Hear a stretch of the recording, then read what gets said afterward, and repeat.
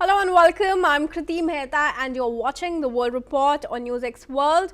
Let's take a look at the top headlines this hour. Russia, Ukraine and the US hold rare trilateral talks in Abu Dhabi, marking the first joint meeting since the war began. Officials say negotiations will continue today as well.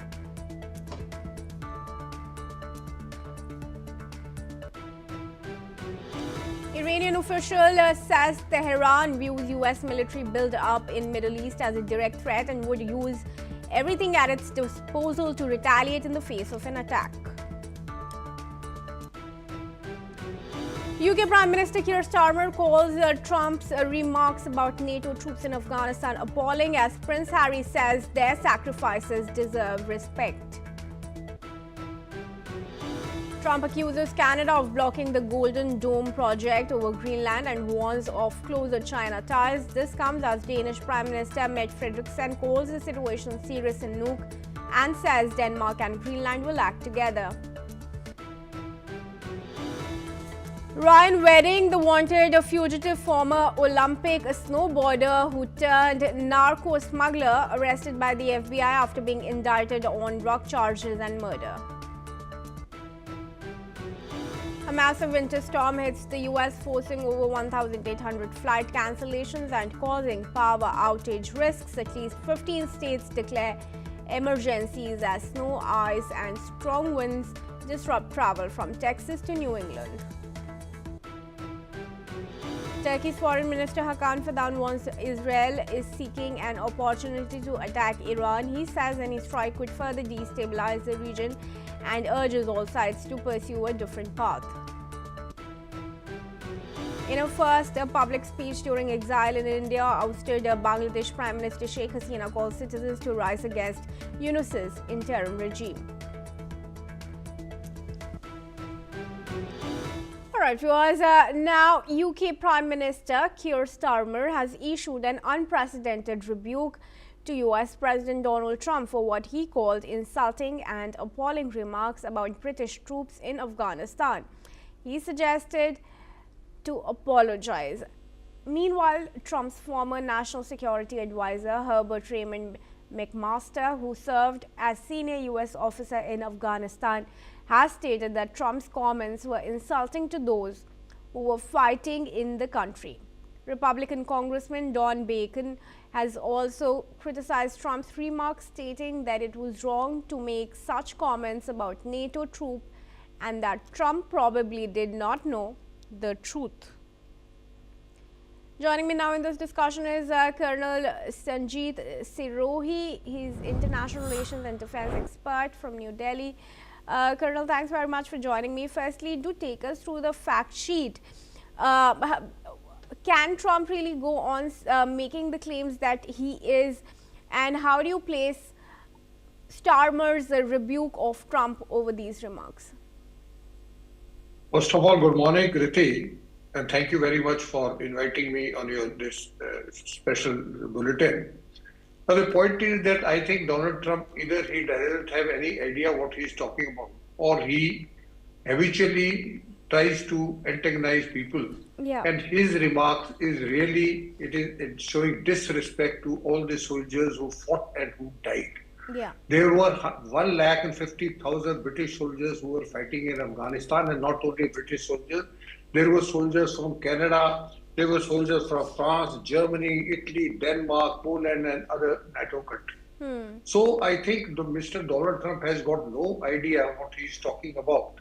When he says that the NATO troops were little off the front line, that means what? If they were off the front line, then how could 457 British soldiers could be killed? And same is the case with the other countries like Denmark and Poland. Also, every country lost their men. So I think it is totally disrespectful to all the soldiers who were fighting, and especially those who fought and died in the battle. So I think there is something wrong with this man, and he talks without any knowledge about anything. He's a businessman, neither he's a statesman nor he's a diplomat, and leader he is not at all. Yeah.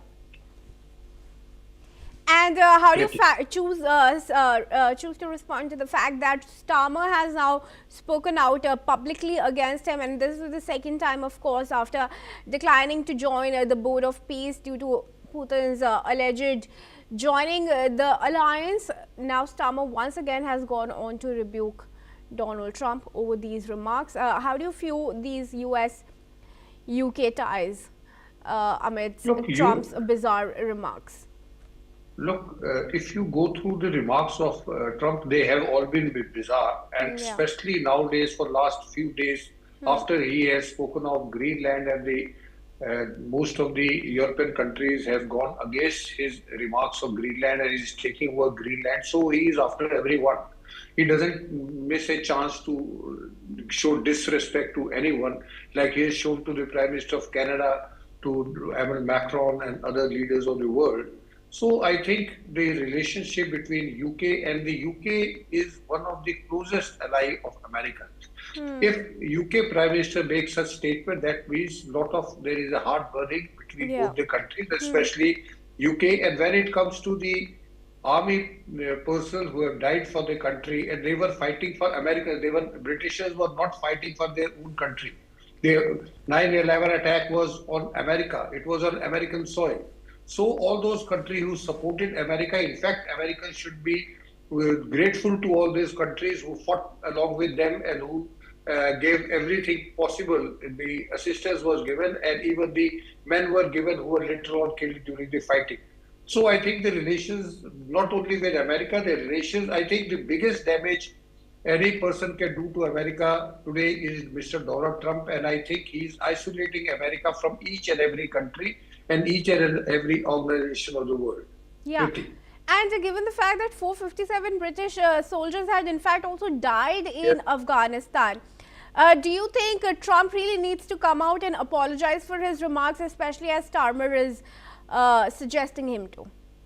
Certainly, he should, if he is a statesman and if he is a diplomat and if he thinks that he is the great world leader, the first thing he must do is he must apologize to not only to UK but all other countries who fought there Yeah. and all other countries whose soldiers were killed during Afghanistan war.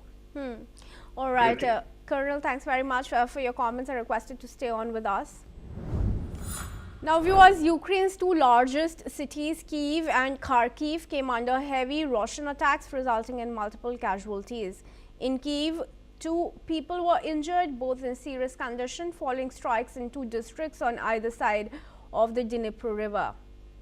Kyiv Mayor Vitaly Klitschko confirmed the attack, describing it as a massive enemy attack, and noted that the injured were being treated in a hospital. Meanwhile, in Kharkiv, 11 people were injured when Russian drones struck multiple districts, including a dormitory for displaced persons, a hospital, and a maternity ward. Ukraine's Air Force confirmed that both drones and missiles had been used in the assault on Kyiv, with drone strikes causing fires in at least 2 locations. The attacks come amid ongoing diplomatic efforts to resolve the nearly 4-year-old war. A trilateral working group consisting of Ukraine, Russia, and the US is currently meeting in Abu Dhabi. The discussions, which began on January 23, are expected to continue today, January 24, with both sides expressing a willingness to keep the dialogue open. I request now retired Colonel Sirohi to join us back in the discussion here. Colonel, now given the fact that the tri-party talks are being held in Abu Dhabi, the shellings are still going on. Is there any mechanism that can be arrived in the interim, at least, to not attack the energy infrastructures, or a limited ceasefire that at least could have been agreed upon even as talks continue for peace? Look, Priti, what we have to see is that Ukraine was always in favor of ceasefire, whereas the Russians are not in favor of ceasefire. They said there has to be peace deal. Before there is a peace deal, there will be no ceasefire. So till this peace deal take place, the Russians are not going to stop, and it is a arm twisting tactic which is followed by both the countries, Ukraine and the Russians. Whenever the talks are going on, at that point of time, both the countries, they try to attack each other furiously, so that both the countries, they come under pressure, and that is not something new. as and when the talks, even when there were talks going on between Mr. Putin and Mr. Donald Trump in Alaska, immediately after that, there were a lot of shelling, a lot of drones attack on Ukraine, and similarly there was attack on Russia. So that is the arm twisting tactic which is followed by any country till there is a ceasefire. And since there is no ceasefire and the Russians have not agreed to ceasefire, they'll keep on destroying or bombarding the Kiev through drones or missiles or any other weapons. Do you think the question of Donbass can be resolved upon these trilateral talks, because that remains the last major sticking point to arrive at a peace? Look, Kriti, the point is that there are two main points which are very, very critical and which I don't think there is any agreement on that. Russians have time and again, they have said that there is no compromise on taking over the Donbass region complete. And they want that before the peace talks take place, finally between both the president, the Donbass region should be handed over to Russia, which Ukraine is not ready to do it. They say it is actually capitulation. So they don't want to hand over. In fact, 20% of Donbass is still controlled by the Ukrainian armed forces. So I think it is just like surrendering, which I think Zelensky is no position to give. So this is the main point of contention between both the countries. The Russians, they want complete Donbass region and they want Ukrainian troops to withdraw from the 20% which they are still holding, which Ukrainians are not ready to give. That is number one. Number two is about the security guarantee. The security guarantee, the Russians have not accepted that European troops should come into Ukraine. So these are the 2 points. But as far as security guarantee is concerned, there may be some compromise on that. But as far as the Donbass region is concerned, it remains the key issue between both the countries. Kriti. Yeah. And what about the question of security guarantees? Now that Ukraine says it has received the guarantees it wants, do you think the country is ready to hold elections once the martial law is revoked?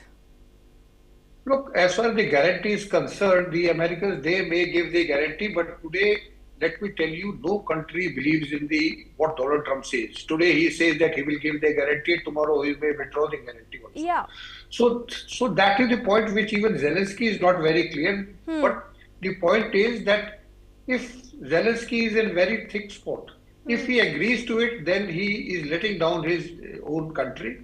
And if he does not agree to this peace deal, then there is a lot of devastation and destruction will take place, because Russians are very, very clear. They say that if you don't give through peace deal, then we will take it by force. Yeah. So Zelensky is in a very tight spot, and the Americans have stopped giving aid to him. Even the Europeans are not united to give him the complete aid. So he is in thick spot, and let's see if it is better that if the peace deal take place. But how Zelensky is going to surrender Donbass region, that is the $100 million question, which I don't think anybody has got answer to that. Yeah, they've also discussed about an anchorage formula, which basically allows for the concession of territory to Russia from Ukraine, which is what the Russian envoy has asked for and suggested in the peace talks. This is, of course, something that Zelensky will not agree upon. What then do you think really needs to be done to arrive or conclude the peace dialogue as soon as possible? Look, it is very, very difficult for any person other than Mr. Zelensky to decide what he wants to be done. But point is that when the war started off, the first question Zelensky must ask himself, why did he fight for 4 years when he had to give out the Donbass back to the Russians? That is number one. Number two is Russia does not get Donbass, then what answer does Putin have that why did he started the war when he has not got the Donbass? So Donbass is one thing which is a great problem, and which I don't think it can be resolved so easily. The talks are going on, but except for Donbass region, all other things can be sorted out. But I don't think as of now, unless Mr. Zelensky decides to give out Donbass region, or he gives only that portion where the Russians have occupied it and keep the rest of it within with Ukrainian. Until less, then I don't think that there is any meaning to it. And even Donald Trump is not very clear. He also knows that it is very difficult, and he is himself said that if they don't agree, both of them are stupid people. That is for Zelensky and for Putin. So even the Donald Trump or even the Americans are not very sure whether this peace deal is going to take place or not. Kriti. Sure, Colonel, thanks very much then for joining me in this discussion. And now moving ahead, viewers, the European Union is raising concerns over US President Donald Trump's new Board of Peace. According to an internal European Union document, officials worry the initiative gives Trump too much power and conflicts with European Union legal principles. The board, which is chaired by for life by Trump, was launched to address the Gaza conflict but could expand to other global disputes. Several European Union countries, including France and Spain, have already refused to join. European Council President Antonio Costa says the Charter's scope, governance and compatibility with the UN raise questions. Meanwhile, Brazil's President Luiz Inácio Lula da Silva accused Trump of trying to create a US-controlled alternative to the US. Lula and Chinese President Xi Jinping spoke by phone, reaffirming their support for United Nations and global stability. Trump says he wants the board to work alongside the UN, but world leaders remain cautious. Professor Georgi Toloraya from the Russia Academy of Science joins us from Moscow. Professor, thank you very much for joining us. Firstly, how do you like to address the contentions that are being now raised not just by leaders in the Europe, but more and more from across the world about this Board of Peace actually being Trump's brainchild of him having an alternative to the United Nations, even though he hasn't said that. He has, though, made it clear that it could expand, the role of the Board of Peace could expand beyond just Gaza. Well, I think that finally something is being done to address the issue of ineffectiveness of the United Nations. The United Nations, I've worked there for 5 years, so I know the situation from the inside. This is, of course, a useful organization for some issues which should be addressed universally by the whole mankind, like issues of ecology, gender, development, education, medicine. They're doing a great job. But United Nations, its core organ is the Security Council. It proved to be, after the end of the Cold War, it proved to be ineffective to solve the basic function, the basic aim, to address the issues of war and peace. And this is due not to the organizational matters, but this is the matter of the composition of the Security Council. When the 5 permanent members agree on something, it works smoothly. But when they disagree, nothing can be achieved. And so any other board of peace or whatever you call it, if it would include these same decision makers, still will face the same problem. When the parties do not agree on something, no decision can be made and can be implemented.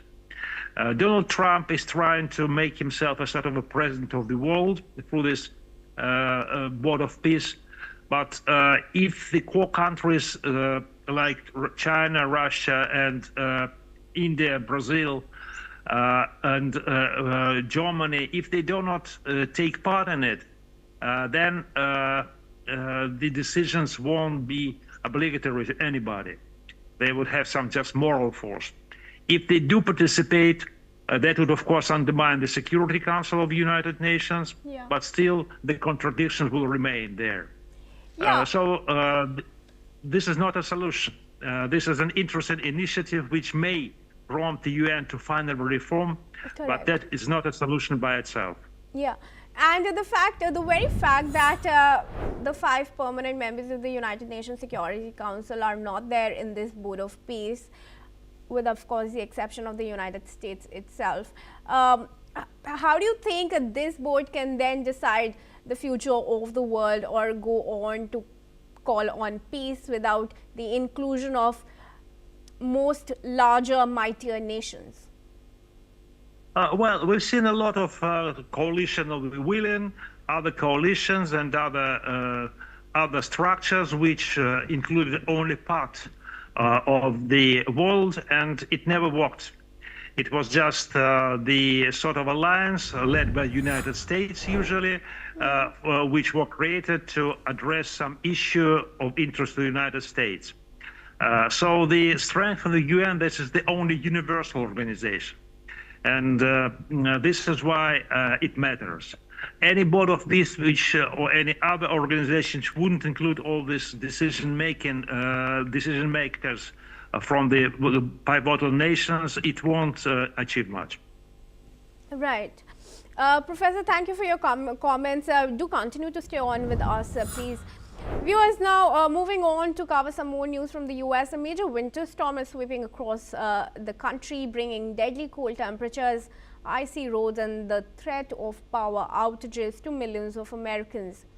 The storm is fueled by Arctic ice from Canada and is expected to continue through the weekend, affecting regions from the southern Rockies to the east coast. More than 150 million Americans were under weather emergency warnings. Many flights too have been cancelled due to the intensity and severity of the snowstorm. The storm has already caused heavy snow in parts of the northwest, Texas and Oklahoma City, with conditions expected to worsen as it heads to eastward. At least 14 states, including the District of Columbia, have declared states of emergency, mobilizing resources to salt roads and prepare for potential power outages. Let's listen in to a few local residents of Dallas in Texas. We're going to get some snow, but I don't know how many inches. But me and my family are prepared for whatever's coming. So I just tell everybody, before you get bad, come to the liquor store and get all your stuff before it gets here. Yeah, I'm picking up some salt because we're going to be having some really rough winter weather this weekend, and I got to prep the site that I'm running to make sure that everybody's safe. We have lots of firewood already, so just make sure that we have that, and then the basics, canned food, easy to cook meals, chargers are charged, and everyone has everything they need to keep their electronics going at the house. A deadly strike has also been confirmed in the Eastern Pacific, where the US military targeted an alleged drug smuggling boat, killing 2 people and leaving 1 person alive, as per the US Southern Command. It has also been confirmed that the vessel was traveling along well-known narco trafficking routes and was engaged in drug trafficking operations, prompting the military action. However, the US Coast Guard was immediately notified and has launched a search for the survivor. The strike marks the first known US military action against an alleged drug smuggling vessel since the high-profile raid that captured Venezuelan leader Nicolas Maduro. Meanwhile, the move is part of a broader campaign that has included more than 30 similar strikes under Operation Southern Spear, aimed at disrupting narcotics routes in the Caribbean and Eastern Pacific. Furthermore, US military leaders from 34 countries are set to meet in Washington next month to discuss regional security cooperation and joint efforts against drug cartels and criminal networks operating across the hemisphere. I request Professor Tuluraya to join me back in the discussion here. Professor, how do you qualify these killings on the suspicion of narco smuggling? Are these not extrajudicial? Why can the US just not arrest these individuals instead of just striking at them? Well, totally negative, of course. It's an act of banditism and gangsterism when the US is trying to impose its law, first of all, beyond its borders, and when it attacks and kills people without any reason, without any procedure. And this is something that should not be tolerated. This is the return of the law of the jungle to the international politics. Yeah. And if every country will start doing the same, the world will get back to really awful stage. I think this should be universally condemned, and such practice should be totally excluded. Yeah, but who is now going to hold Donald Trump accountable for ordering these strikes and the killing of these people on just suspicion of narco smuggling? Or even if, let's say, they are really doing that, how does these extrajudicial killings be justified? And really, who can now hold Trump accountable? Well, this is the problem that the power, who is powerful, he is right. This cannot be tolerated, and at least the world should raise its voice against such extrajudicial killing and actions. All right. This is what we can do. Sure. Okay. Professor, then thanks very much for joining me and speaking with us at NewsX World. Now, moving ahead, viewers, there is some news now also coming in from Indonesia, where 7 people are confirmed dead and 82 others are missing after a landslide struck West Bandung in Indonesia's West Java province. Local authorities say heavy rains triggered the disaster, which hit a village in the region. Rescue teams are working round the clock to find the survivors, but unstable terrain is making search efforts difficult. Indonesia's disaster mitigation agency has warned the number of missing persons remains high and said they will optimize search operations today. The weather agency had issued extreme weather alerts last week, warning of heavy rains across West Java. Authorities urged local communities to stay alert and follow safety instructions. And on to now some science news before we wrap up the bulletin. China is hosting the 2026 International Commercial Space Exhibition, showcasing over 300 companies and institutions from China and abroad. The event highlights China's rapid growth in the commercial space sector, with exhibitors from countries like Romania and Greece drawing international attention. At the exhibition, key companies from China like Landscape and Galactic Energy are presenting cutting-edge rocket models and space exploration technologies. Furthermore, the exhibition emphasizes China's focus on international market expansion and innovation in commercial space. With government support, the sector has made remarkable progress, completing 50 launches in 2025, including 25 commercial launch vehicle missions and the successful deployment of 311 commercial satellites. As China's commercial space industry continues to grow, it has become a hub for global cooperation and technological development. 现在感觉就是供应链上下游比之前会多很多，很多之前的企业也参与进来了，对，很多在转型嘛，也想参与这个商业航天，就是比之前的供应商多很多，然后呢，同行也多了。 最大感受还是比较震撼的。对，原来呢对这个领域比较有兴趣，但是很多呢也是看看这个纸面呢或者网上啊视频来看啊，现场看看这个火箭啊、卫星啊，尤其是以前没有关注一些细节，现在看卫星的一些细节的这个零部件啊，感觉还是非常神奇啊。另一块呢，可能也涉及到国际竞争的问题，对吧？因为马斯克星链啊，各种相关的这种涉及到这个低空商业航天的一些。 这个动作吧，可能也逼迫国内的这相关的产业也迎头赶上，对吧？要不然就可能被别人这个落下。然后像这可能是一个这个最近突然火爆起来的一个很重要原因吧。 Viewers, that's all we have time for. Keep watching NewsX World for more news updates from around the world.